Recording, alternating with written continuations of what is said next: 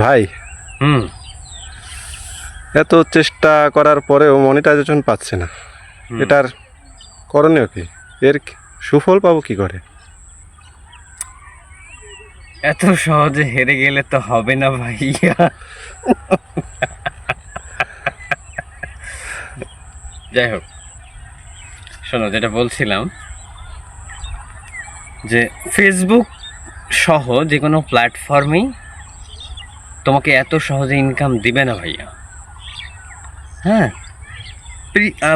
পৃথিবীটা তো তোমার কম্পিটিটিভ একটা জায়গা, হ্যাঁ, কম্পিটিশনের জায়গা।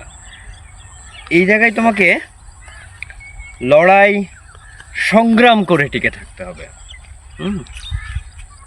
তুমি দেখো, তুমি যদি একটা স্কুলে পড়ো, বিশ্ববিদ্যালয়ে পড়ো, ভর্তি হও, সেখানে পরীক্ষা দাও, সেখানে কি একজন ছাত্র থাকে যে একজন পরীক্ষা দেবে, একজনই প্লাস পাবে, একজনই অনেক বড় হয়ে যাবে? না, কম্পিটিশন থাকে।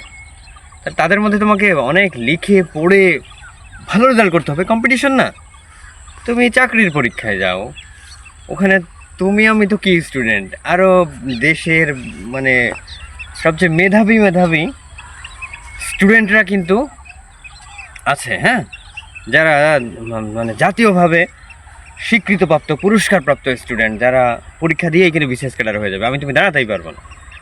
তুমি ক্রিকেট খেলতে যাবা, সেখানে সাকিব আল হাসান, মাশরাফি বিন মুর্তজা থেকে শুরু করে বা যত ভালো ভালো ক্রিকেটার আছে, হ্যাঁ, তারপরে হচ্ছে যে মানে ভালো ক্রিকেটার বলতে আমরা যারা বুঝি, সেখানে কি কম্পিটিশন? আমরা চাইলে কি ক্রিকেটে জায়গা করে নিতে পারবো? তুমি নায়ক হতে যাবা, দেশে কি নায়কের অভাব? সবাই তো বাংলাদেশে নায়ক। তারপরে হচ্ছে যে তুমি আর কি, যেরকম মনে করো, আচ্ছা তুমি লাপিত হবে মনে করো, বর্তমানে তুমি জানো চুল কাটা একটা ব্র্যান্ডিং কাজ, কীভাবে ব্র্যান্ডিং করে?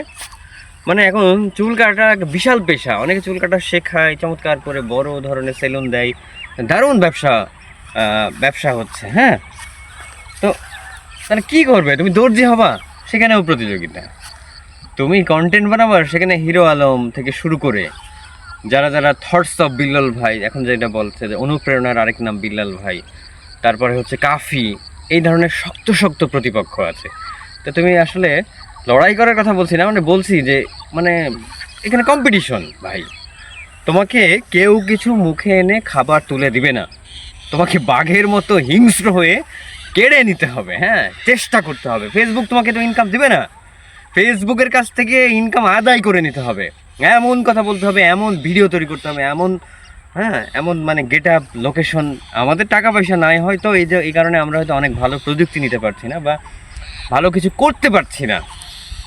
তো বাট হলে অবশ্যই আমরা করব, কিন্তু ওইরকম একটা আগ্রাসী মনোভাব, চেষ্টা, ধৈর্য থাকতে হবে, হ্যাঁ। এত সহজে হেরে গেলে হবে না শুভ, জিততেই হবে ইনশাআল্লাহ।